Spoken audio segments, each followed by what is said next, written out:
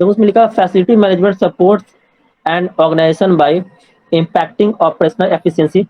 जो मतलब उसमें जो लोग रह रहे हैं उन लोगों का डेली का इधर उधर जाना हो रहा है, उनका काम हो रहा है, आ रहे हैं तो फिर उनके लिए रिक्रिएशन होना चाहिए, उनके खेलने कूदने का चीज होना चाहिए। तो वो सब पे जो हमारा एफिशिएंट है, supporting productivity of facility and personal, managing risk to facility and personal, mitigating environment impact. मतलब जो ज्यादा लोग रह रहे हैं उसे क्या हो रहा है कि इन्वायरमेंट इम्पैक्ट ज्यादा पड़ रहा है। जब हम लोग इन्वायरमेंट में पढ़ेंगे इन्वायरमेंट इम्पैक्ट असेसमेंट, तो उसमें हम लोग देखेंगे इन्वायरमेंट पे इफेक्ट पड़ता है, उसके वजह से क्या होता है, उसके लिए क्या क्या हम लोग स्टडी करते हैं। तो वहां पे ये लिखा हुआ है कि मिटिगेटिंग इन्वायरमेंट इम्पैक्ट, मतलब क्या कि जो भी इन्वायरमेंट पे जो इम्पैक्ट पड़ रहा है हद तक कम करने की कोशिश करते हैं। Promoting sustainable practices for long term cost management, leveraging technological solution. उसके बाद reducing and overcoming effects of natural disaster, guaranteeing compliance, leveraging security. मतलब बेसिकली हम ये देख रहे हैं कि जो भी हमारे एग्रीमेंट में हम लोग क्या कर रहे हैं कि जो भी एक मान लो कि अगर हम एक बिल्डिंग का एग्जांपल ले रहे हैं, तो बिल्डिंग के बॉटम मोस्ट से लेकर मतलब एक जीरो से लेकर के एक अपर लाइन तक जो भी हम लोग उसमें प्रोसेस, उसके मैनेजमेंट के लिए हम लोग क्या क्या कदम उठा रहे हैं, क्या क्या हम लोग उसमें उसको फॉलो कर रहे हैं, कुछ क्या रूल्स फॉलो कर रहे हैं, वो सब कौन सा फैसिलिटी मैनेजमेंट में। The facility management industry is growing at a rapid pace, and the roles of facility management are broadening to encompass more responsibility. Facility management budgets and teams are becoming larger and more impactful as the built environment becomes more integrated to the way modern society conduct and lifestyle. अब क्या हो रहा है कि जैसे जैसे क्या हो रहा है कि जैसे जैसे मॉडर्न इरा आते जा रहा है, लोगों के लाइफस्टाइल में चेंजिंग होते जा रहा है।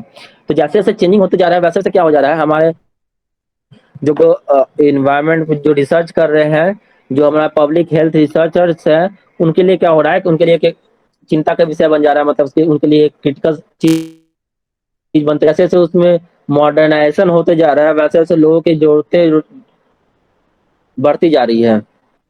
उसके बाद लिखा हुआ है here are the few social trend in and affected by the facility management. Emergence of the internet of things, अभी हम लोग आईओटी में देखते हैं कि आईओटी बहुत हद तक बढ़ गया है। Building automation, monitoring, management, health, wellness and well-being, involving IT infrastructure, involving real estate models। उसके बाद लिखा हुआ है सस्टेनेबिलिटी इम्पैक्ट। तो देखो इसमें पहले लिखा हुआ है आईओटी के बारे में। तो आईओटी बेसिकली हम लोग ये देख रहे हैं कि इंटरनेट ऑफ थिंग्स जो होते हैं वो अभी मॉडर्न ऐसे एरिया में बहुत जा चुका है। इसके इसको डिटेल के बारे में देखने के तो पूरा इंटरनेट ऑफ थिंग्स देखना यूट्यूब पे मिल जाएगा। बिल्डिंग ऑटोमेशन और मॉनिटरिंग देख रहे हैं, जो भी हमारे जहाँ पे रह रहे हैं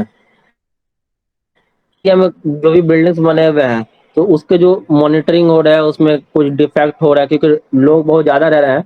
तो उसमें जो इफेक्ट हो रहा है, उसमें जो डिफेक्ट हो रहे हैं, उसमें जो टूट फुट रहा है उस सबको एम्प्लॉय एंगेजमेंट, जो वहाँ पे जो काम कर रहे हैं तो उनके लिए प्रॉपर ढंग से हमको चैनलाइजिंग करना होता है।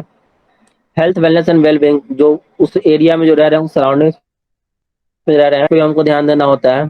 इन्वॉल्विंग आईटी इंफ्रास्ट्रक्चर, हमको जिस एरिया में रह रहे हैं उसमें टेक्नोलॉजी एनहांसमेंट के लिए हमको आईटी के इंफ्रास्ट्रक्चर में भी इंप्रूवमेंट करना होगा। उसके बाद है इन्वॉल्विंग रियल एस्टेट मॉडल्स। अब जिस जो सोसाइटी हम लोग बनाया है, जो सपोज ये जो है इन्वॉल्विंग रियल एस्टेट मॉडल्स, अब जिस सोसाइटी में हम लोग बनाया है उसमें क्या होता है, जमीन कुछ बिल्डिंग्स बिकते हैं, कुछ खरीदे जाते हैं, तो इन सबको मैनेज करना है। सस्टेनेबिलिटी एंड इन्वायरमेंट इम्पैक्ट, अब जो सराउंडिंग्स बना है उस सराउंडिंग्स में क्या हो रहा है कि जो सस्टेनेबल हमारा हो पा रहा है कि नहीं, जो चीज हमें चाहिए वो चीजें पूर्ति हो पा रही है कि नहीं हो पा रही है, वहाँ का जो इन्वायरमेंट हो रहा है वहाँ के इन्वायरमेंट पे क्या इम्पैक्ट पड़ रहा है, तो उसको हमको स्टडी करना होगा। A facility manager have to be trained to understand and work effectively in following field occupancy and तो लिखा है facility manager have to be train to understand and work effectively in following field occupancy and human factor.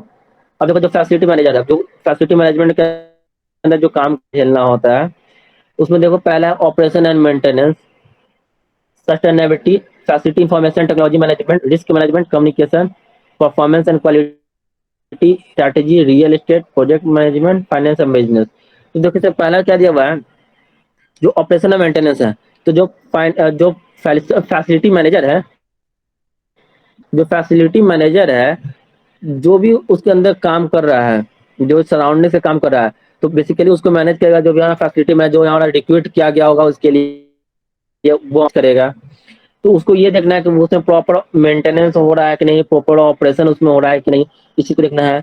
तो उसको ये भी देखना है कि जो भी उसके अंदर जो लोग रह रहे हैं, या फिर जो प्लांट्स है, चाहे जो भी है, उसका सस्टेनेबिलिटी हो रहा है कि नहीं, पर पर्सन सस्टेनेबल वो है कि नहीं, जो जरूरत का चीज है वो हमारा उसको पूर्ति हो रहा है कि नहीं।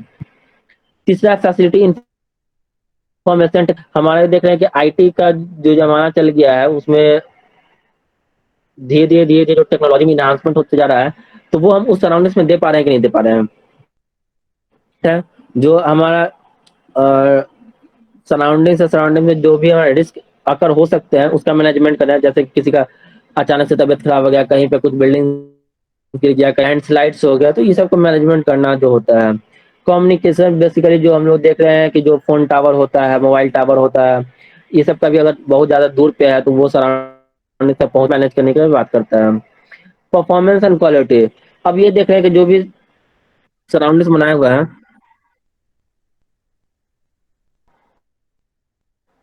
सराउंडिंग्स है, जो भी हम लोग एक बिल्ट इन्वायरमेंट बनाया है, तो उसमें उसका जो परफॉर्मेंस है कैसा हो रहा है। जैसे कि मान के चलो कि वो हम लोग ये देख रहे हैं कि जीडीपी की बात करते हैं, तो हम लोग ये देखते हैं ना कि देश का जीडीपी बढ़ रहा है, जीडीपी घट रहा है।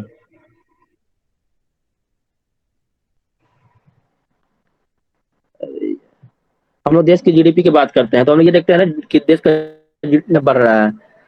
तो उसमें उसके हम लोग देखते हैं, तो उसी तरह से हम लोग इसमें भी देखते हैं परफॉर्मेंस क्वालिटी की, जो भी सस्टेनेबल एरिया बना है, तो उसका जो हम लोग सोसाइटी बनाया है। एक सेकंड लाइन पढ़ो।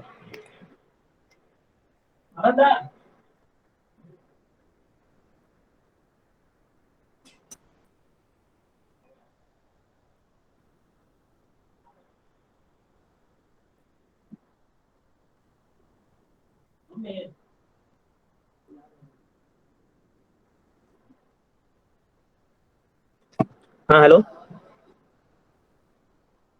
तो उसमें हम लोग ये देख रहे हैं कि जैसे कि अगर बात किए थे, तो उसी तरह हम लोग ये देखें कि जो अभी हम बनाए हैं, हम लोग का जो इन्वायरमेंट बना हुआ है, उसका जो परफॉर्मेंस है, उसका परफॉर्मेंस कैसा है। जैसे हम लोग जीडीपी में ही देखते हैं ना कि हमारे देश के परफॉर्मेंस में जीडीपी में कन्वर्ट करते हैं, तो उसी तरह से हम लोग उसको इन्वायरमेंट का भी परफॉर्मेंस देखते हैं। तो ये सब बोझ किस पे होता है, ये सब बोझ होता है फैसिलिटी मैनेजर पे होता है। फिर अभी जैसे होता है जो भी जमीन खरीद बिक्री होता है, उसमें जो प्लॉट का हो गया या फिर बिल्डिंग्स हो गया, ये सब के बारे में उसमें पढ़ते हैं। प्रोजेक्ट मैनेजमेंट हो गया, मतलब ये समझो कि उसमें कोई प्रोजेक्ट चल रहा है, कोई भी नया कंस्ट्रक्शन हो रहा है, फिर कोई भी नया काम हो रहा है, तो उसका मैनेजमेंट हम लोग कैसे कर रहे हैं, ये सब सब चीज को फैसिलिटी मैनेजर को देखना पड़ता है।